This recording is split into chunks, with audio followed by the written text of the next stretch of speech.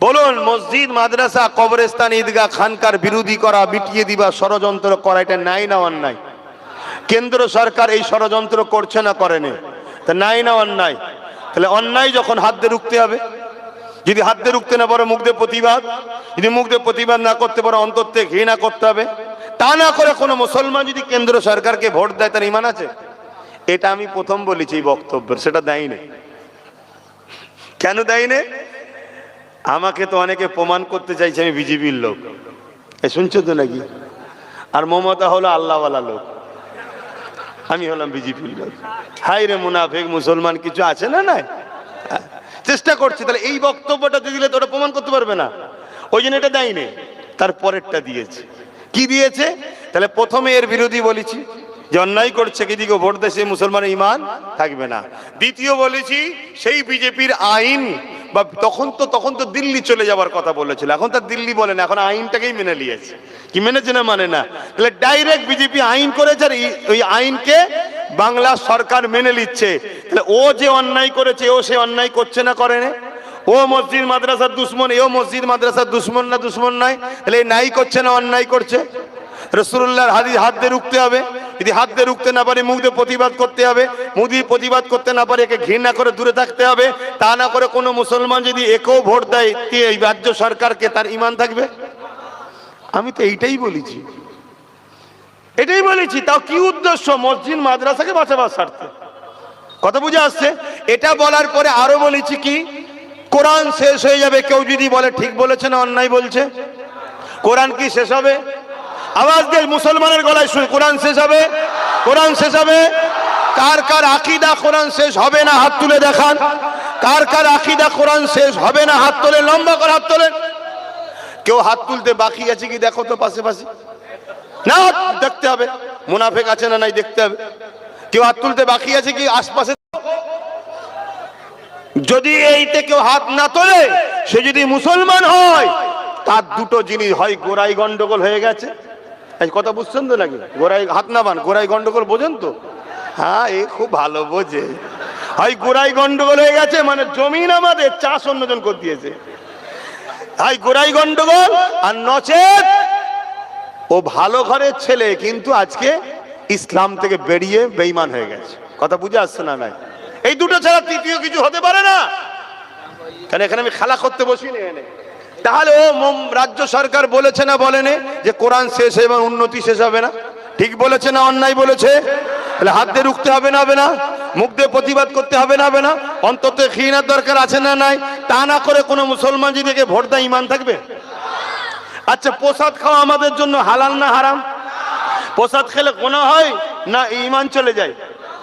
জোরে বলেন, ঈমান চলে যাবে। কথা বুঝে আসছে? তাহলে সেই প্রসাদকে রাজ্য সরকার আমাদেরকে রেশনের মাধ্যম দিয়ে খাওয়াচ্ছে না খাওয়াইনি? ঠিক করেছে না অন্যায় করেছে? জোরে বলুন। তাহলে এই অন্যায় হাত দিয়ে রুখতে হবে না হবে না? যদি হাত দিয়ে রুখতে না পারি মুখ দিয়ে প্রতিবাদ দরকার আছে না নাই? তা যদি না হয় অন্তত ঘৃণার দরকার আছে না নাই? তা না করে একে যদি আবার ভোট দেয় ঈমান থাকবে? আমি তো এইগুলো বলেছি, বলার পরে বলেছি যদি তোমরা মনে করো যে না একে রাখা দরকার, তা ওকে ক্ষমা চাইতে বল। ওকে ক্ষমা চাইতে বল প্রথমে। যদি ক্ষমা চাই যে আমারও কোনো বলা ভুল হয়ে গেছে, আমায় ক্ষমা করে দাও, তাহলে এই ক্ষমার পানিশমেন্ট হিসাবে আর একটা কাজ করতে হবে। কি? চেয়ারের চারটে পায়ার মধ্যে একটা পায়া আমাদের হাতে দায়িত্ব দিতে হবে। না হয় শিয়ালের তওবা শুধু বিশ্বাস করলে হবে না। কথা বুঝে আসছে তো? কেন তুই আবার যদি ঘুরে আসার পর ডিস্টার্ব করিস? কিন্তু তুই বস চেয়ারে, কিন্তু একটা পায়া আমাদের হাতে থাকবে। এই যে বসে আছে ভাই, বসুক না, কোনো অসুবিধা নেই, কিন্তু একটা যদি আমাদের থাকে, ওখানে বসে পাকামো করলেই খুলে নেবো, গুঁজড়ে পড়ে যাবে। কথা বুঝে আসছে না? নাই, তো এইটা কি বলা আমার ভুল হয়েছে? না হুজুর বলে বলা যাবে না? তা আমি আমার আমার ভাই বোনেদের বুঝাবো না যে এদের সাত দিস না রে ঈমান চলে যাবে? আমি সেটাই করেছি। কিন্তু সেই বক্তব্যটাকে এইটুকু কেটে আবার একজন বুজুর্গর বক্তব্য সেট করেছে। কি? তিনি বলছে দিয়া যাবে, ইনি বলছে দিয়া যাবে না। কারটা মানবো? যে বুজুর্গর কথা সেট করেছে তিনি তখন বলেছে দেয়া যাবে, তখন ইনার মুখের উপরে মুখোশ ছিল, মুখোশটা ছিল 10,000 মাদ্রাসা করে দেবো, ডবল ডবল চাকরি দেবো, ফুরফুরাই রেল দেবো, 10% না কত % সংরক্ষণ দেবো। তখন ওই মুখোশটা ছিল, তো হুজুর মুখোশ বুঝতে পারেনি, তাই তখন বলেছিল ভালো কাজ যখন করবে তাহলে দেয়া যাবে, দে, অসুবিধা কি আছে। এখানে যতজন বসে আছে একটা সময় তারাও দিয়েছিল, কি দিয়েছে না দেয়নি। এখন জিজ্ঞেস করো তো দেবে কি। এখন সবাই বলছে জাহান্নামী কবে যাবে, কি বলছে না বলেন, কেন লোক বুঝে নিয়ে জোরে সর্বনাশ। এটা আরো বড় খব্বিস, এটা আরো বড় খব্বিস। আমার সিল আমার নোরা আমারই ভাঙছে দাঁতের গোড়া, ওরাও আমাদের দুশ্মন, কিন্তু আমার সিল আমার নুরা পাইনি, নিজের সিল নুরা নিয়ে এসে মারছে। আর এতে আমার সিল নিয়েছে, আমারই নুরা নিয়েছে, আমাদেরই মারছে। ঠিক না বে ঠিক গো, আমাদেরই ভোটে জিতে আমরাই লড়াই করেছি, আমাদেরকেই মারছে। তো সেই জায়গাতে আজকে কোনো মুসলমান যদি এসে সালাম দেয় আপনাকে জবাব দিতে হবে না, হবে না? কেন জবাব দেওয়াটা কি ওয়াজিব? জবাব দেওয়া কি বলবেন তো ওয়াজিব, দিতেই হবে, না হয় ওয়াজিব তরক করা কাবিরা গুনাহ হবে। আর ইচ্ছা করে যদি অস্বীকার করে ঈমান চলে যাবে, শুনছেন তো নাকি? কিন্তু ওই লোকটাই যদি কালকে আবার ইসলাম থেকে বেরিয়ে যে এসে সালাম দেয়, জবাব দিতে হবে, জোরে বলেন।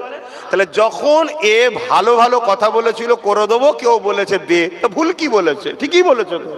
কিন্তু আজকে যখন এর মুখোশটা খুলে গিয়ে অরিজিনাল পেতনি মুখ বেরিয়ে পড়েছে, এবারে আর দিয়া যাবে? কথা মাথায় ঢুকলো।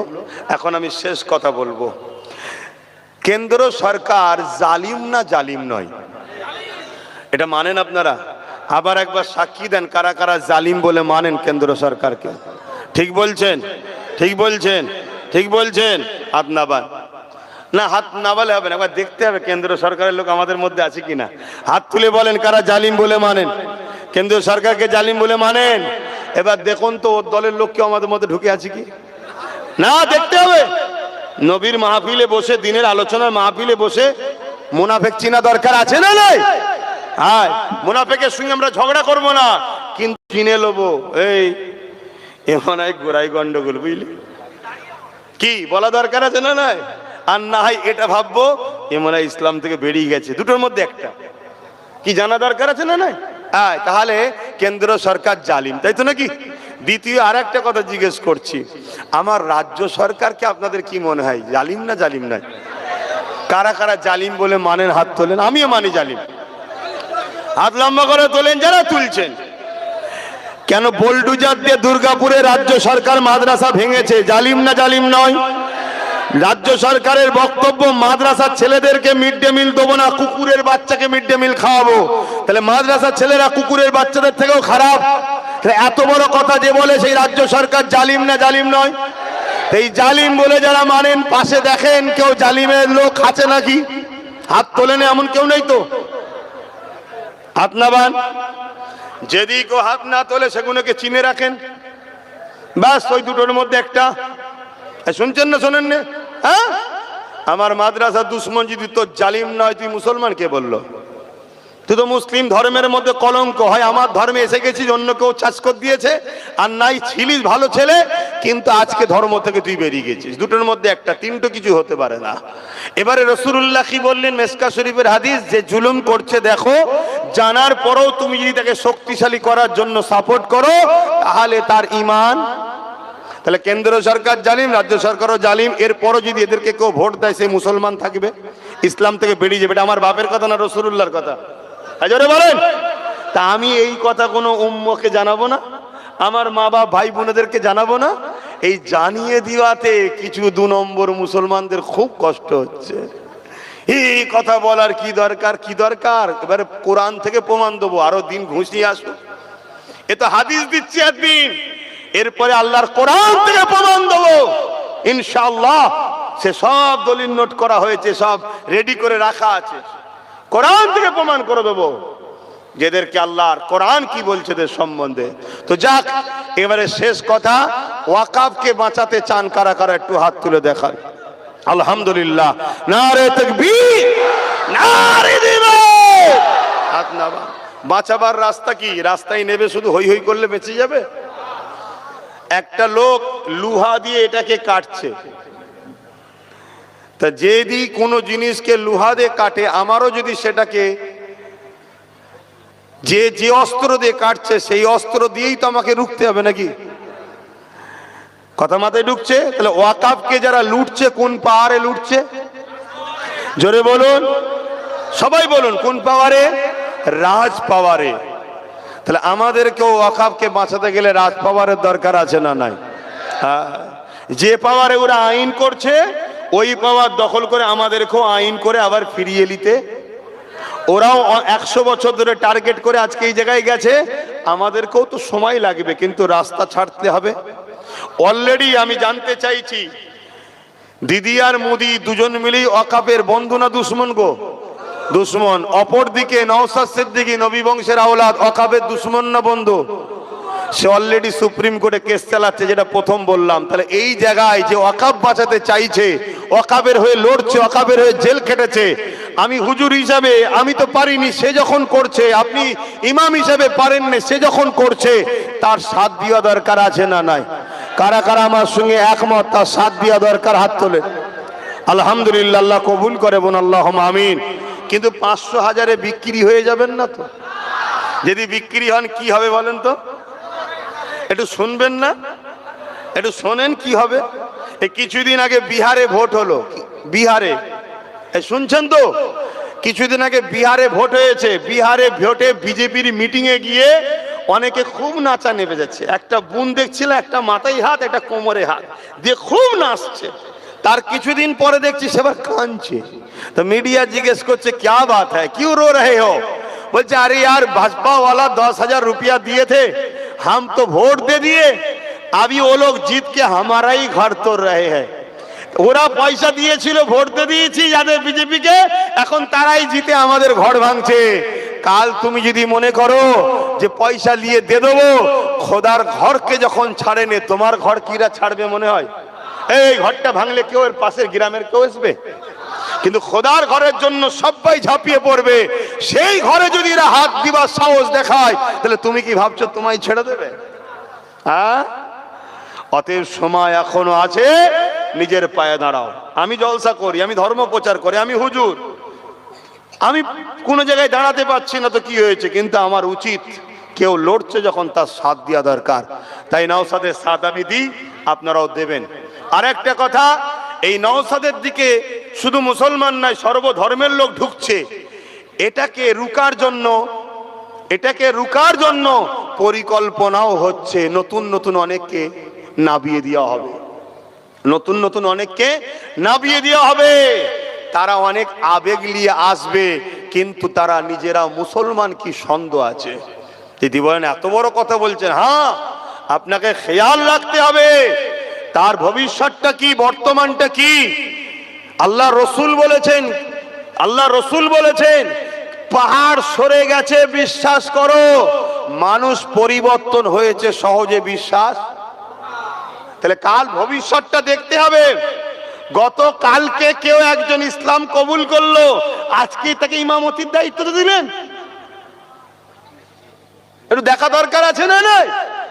ঠিক আছে, ভালো কথা, এসেছে তো ভালো কথা, ওয়েলকাম, আহলান সাহলান, মুবারকবাদ, আসেন।